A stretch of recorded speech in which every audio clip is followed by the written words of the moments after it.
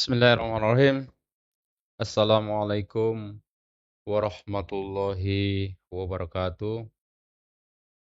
Alhamdulillahirabbil alamin. Shalatu wassalamu ala asrofil anbiya'i wal mursalin wa ala alihi wa sahbihi ajma'in. Rabbi shrah li sadri wa yassir li amri wahlul 'uqdatam min lisani yafqahu qawli amma ba'du. Yang selalu saya banggakan teman-teman seluruh mahasiswa Undi khususnya Fakultas Ekonomi dan Bisnis, program studi bisnis digital. Tentu rasa syukur yang tak bosan-bosannya kita ucapkan ke hadrat Allah Subhanahu wa taala. Selawat dan salam kita curahkan ke junjungannya Nabi besar Muhammad sallallahu alaihi wasallam. Kembali lagi bertemu dengan saya Irfan Hidayat Hasibuan selaku dosen pengampu di Manajemen Sumber Daya Manusia. Nah, adapun pertemuan kita hari ini adalah pertemuan yang terakhir.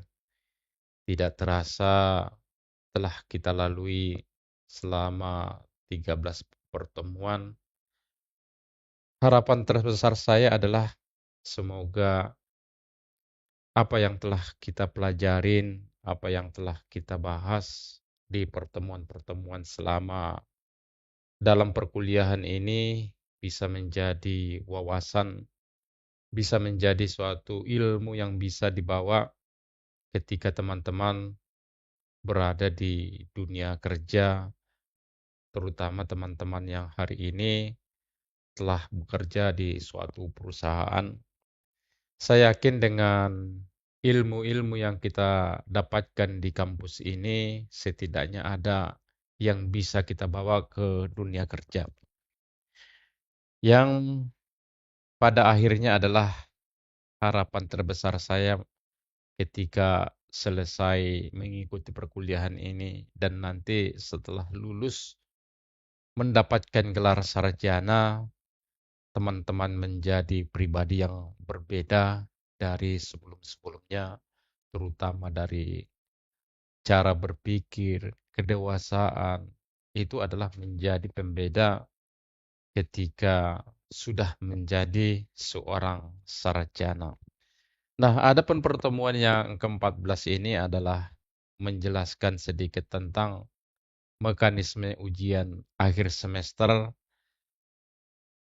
Ujian akhir semester ini suatu menjadi kewajiban ketika mengakhiri dalam suatu perkuliahan dalam satu semesternya. Nah, kebetulan dalam ujian akhir semester ini saya ambil dari salah satu kasus di mana saya melakukan penelitian dari tahun 2024 sampai 2026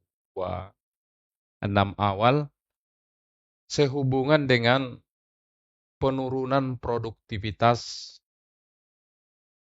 hasil dari produksi perkebunan teh seluruh Indonesia. Nah, adapun objek penelitian saya kebetulan berada di Kabupaten Cianjur, Jawa Barat. Kenapa saya memilih Kabupaten Cianjur, Jawa Barat? Karena sampai saat ini Cianjur, Jawa Barat lah kabupaten yang paling banyak perusahaan-perusahaan perkebunan teh, baik itu dari segi hasil produksi maupun dari luas lahan yang diperuntukkan untuk perkebunan teh tersebut. Nah, dari hasil riset yang saya lakukan bahwa saya menemukan minimnya regenerasi karyawan perkebunan teh khususnya di pemetik teh ini dikarenakan semakin minim atau semakin berkurangnya minat khususnya masyarakat di lingkungan sekitar untuk bekerja di perkebunan teh. Nah, tentu inilah nanti yang menjadi bahan ujian ini dan ini adalah tentu bagian dari perkuliahan-perkuliahan yang kita lakukan khususnya di pertemuan ke-7 sampai pertemuan ke-13. Nah, tentu ini juga materinya ada pada referensi buku yang telah saya kirimkan melalui WA Group. Setidaknya ada beberapa buku yang saya sampaikan di sana. Mudah-mudahan nanti buku tersebut bisa dipelajarin, bisa dibaca, dan juga diambil intisarinya. Dan tentu ujian ini pun berkaitan dengan buku-buku tersebut dan juga materi-materi yang kita bahas pada saat perkuliahan. Nah, adapun metode ujian ini adalah ini open book karena ini studi kasus. Teman-teman boleh apakah mau membaca buku ataupun barangkali searching di media-media ataupun di Google dan lain sebagainya, ini silakan diperbolehkan karena yang di sini yang dilihat adalah bagaimana cara berpikir teman-teman menanggapi dari kasus-kasus yang ada ini. Nah, sedikit saya menjelaskan yang ada di perkebunan teh saat ini. Nah, perkebunan teh Kabupaten Cianjur, Jawa Barat merupakan salah satu ikon agrikultur yang tidak hanya menyimpan sejarah panjang, tetapi menjadi bagian penting dari budaya dan ekonomi lokal sekitar. Sejak didirikan, perkebunan ini telah menjadi sumber mata pencaharian bagi ribuan masyarakat lingkungan sekitar, serta menyuplai teh berkualitas yang tinggi dan tentu di Kabupaten Cianjur ini kita mengenal yang namanya teh takokak. Teh takokak ini adalah salah satu teh yang bersumber dari salah satu kecamatan yang berada di Kabupaten Cianjur. Nah, namun dalam 5 tahun terakhir, industri ini menghadapi tantangan yang sangat serius, yaitu penurunan produktivitas yang sangat signifikan. Kalau kita lihat dirata-ratakan selama 5 tahun terakhir adalah setidaknya mengalami penurunan sampai 15%. Nah, apa yang menyebabkan menurunnya produktivitas produksi teh tersebut? Dari awal riset yang saya lakukan ini dikarenakan krisis tenaga kerja. Lebih dari 70% tenaga kerja saat ini berusia di atas 50 tahun. Artinya yang berusia produktif umur 30 tahun, 40 tahun ini relatif sangat kecil sekali. Nah, inilah salah satu kalau dilihat penyebab salah satu kenapa produksi teh sekarang dari tahun ke tahun terus mengalami penurunan. Nah, krisis tenaga kerja di perkebunan teh Cianjur bukan isu yang berdiri sendiri. Ini merupakan hasil dari berbagai faktor yang saling terkait. Yaitu pertama-tama kita perlu memahami bahwa banyak pekerja di sektor pertanian termasuk perkebunan teh ini adalah orang-orang yang berasal dari daerah pedesaan.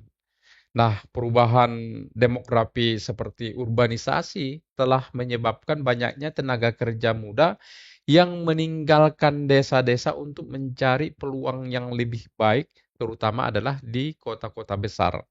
Nah, banyak pemuda di Kabupaten Cianjur ini yang lebih memilih untuk bekerja di sektor industri ataupun sektor-sektor jasa lainnya, terutama di kota-kota besar seperti di Kota Bandung, Kota Jakarta, Kota Bogor, dan kota-kota lainnya. Karena iming-iming tentu gaji yang lebih tinggi dan kondisi kerja dianggap tentu adalah lebih baik dan tentu ada yang namanya jenjang karir. Nah, hal inilah salah satunya menyebabkan kekurangan tenaga kerja di perkebunan teh yang pada gilirannya ini berdampak pada produktivitas produksi teh itu sendiri. Nah, di samping itu, faktor lain yang turut berkontribusi terhadap penurunan produktivitas ini adalah perubahan iklim yang semakin tidak menentu. Perubahan pola cuaca seperti peningkatan suhu yang sangat signifikan, penurunan curah hujan yang tidak teratur telah mempengaruhi kualitas dari tanaman teh itu sendiri. Teh adalah salah satu tanaman yang sangat sensitif terhadap perubahan iklim, terutama perubahan lingkungan tadi. Dan kondisi yang tidak ideal dapat menyebabkan penurunan hasil daripada produksi teh tersebut. Nah, misalnya beberapa tahun terakhir, petani di Cianjur melaporkan bahwa daun teh mereka tidak tumbuh dengan optimal, yang mengakibatkan berkurangnya kualitas dan kuantitas hasil panen teh itu sendiri. Nah, hal ini menjadi tantangan yang harus dihadapi oleh para pengelola perkebunan. Nah, tentunya yang harus mencari solusi untuk meningkatkan ketahanan tanam terhadap perubahan iklim tersebut. Nah, itulah sedikit kondisi perkebunan teh yang berada di Cianjur. Di samping minimnya tenaga kerja yang masih muda, tentu perubahan-perubahan cuaca juga menjadi faktor-faktor penyebab menurunnya produksi teh tersebut. Sehingga dari kondisi-kondisi tersebut bisa dirangkum dan ini hasil dari riset yang saya temukan di 2 tahun terakhir di Kabupaten Cianjur, yaitu dengan objek perkebunan teh tersebut. Nah, dari segi demografi karyawan, ini 70% pemetik teh dan staf operasional berusia di atas 50 tahun. Tadi saya sudah sampaikan. Nah, minimnya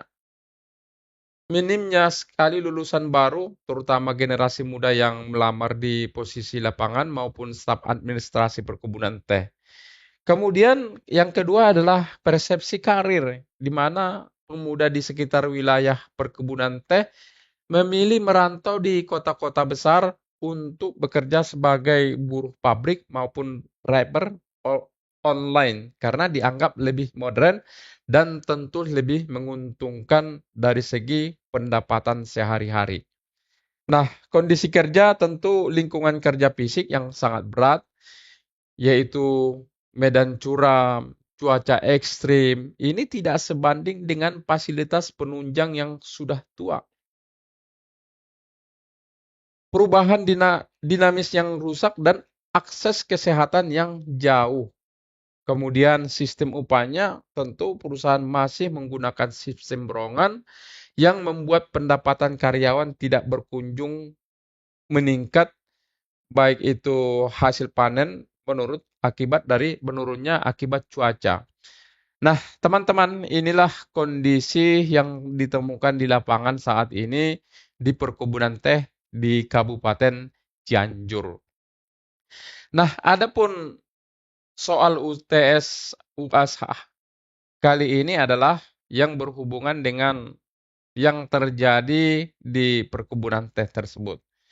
Yang pertama adalah analisis faktor higiene dan motivator. Ini adalah kita ambil dari teori Herbex, di mana evaluasi kondisi perkebunan Arum Sari. Ini salah satu contoh perkebunan yang ada di Jawa Barat. Arum Sari menggunakan teori 2 faktor. Di manakah kondisi atas termasuknya hygiene factor yang menyebabkan ketidakpuasan dan apa yang seharusnya menjadi motivator untuk menarik minat generasi muda.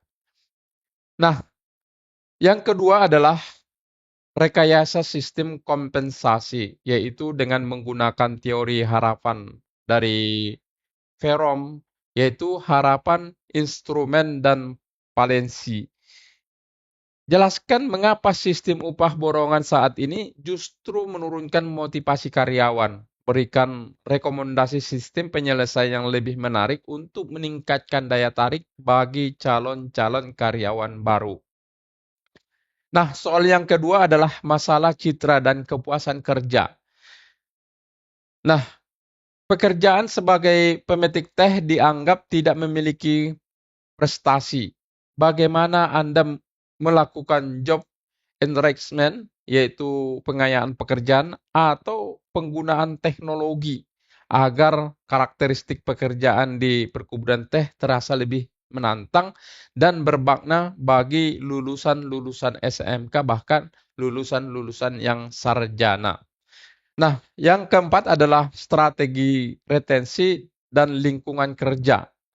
Banyak karyawan yang merasa terjebak dalam kemiskinan struktural di perkebunan, susunlah sebuah program pengembangan kesejahteraan selain gaji yang dapat meningkatkan kepuasan kerja, tentu adalah jangka panjang, agar karyawan tidak berpindah ke sektor informal di sektor industri-industri lainnya. Nah, adapun petunjuk pengerjaan ujian akhir semester ini adalah ini karena bentuknya studi kasus, maka ini dipersilakan teman-teman membaca buku ataupun dengan cara-cara yang lain. Silakan diperbolehkan karena ini sistemnya adalah open book. Kemudian menggabungkan jawaban Anda dengan teori-teori SDM yang telah kita pelajarin di kelas maupun buku dari referensi-referensi buku yang telah dianjurkan. Kemudian jawabannya harus memberikan solusi praktis yang mempertimbangkan aspek efisiensi dan perusahaan dan kesejahteraan karyawan. Nah, kemudian gunakan perspektif seseorang manajer SDM yang sedang melakukan transformasi organisasi. Nah, demikianlah sedikit penjelasan tentang ujian akhir semester ini. Semoga teman-teman bisa mendapatkan insight dari ujian akhir semester ini. Kurang lebihnya mohon maaf. Wabillahi taufik wal hidayah. Assalamualaikum warahmatullahi wabarakatuh.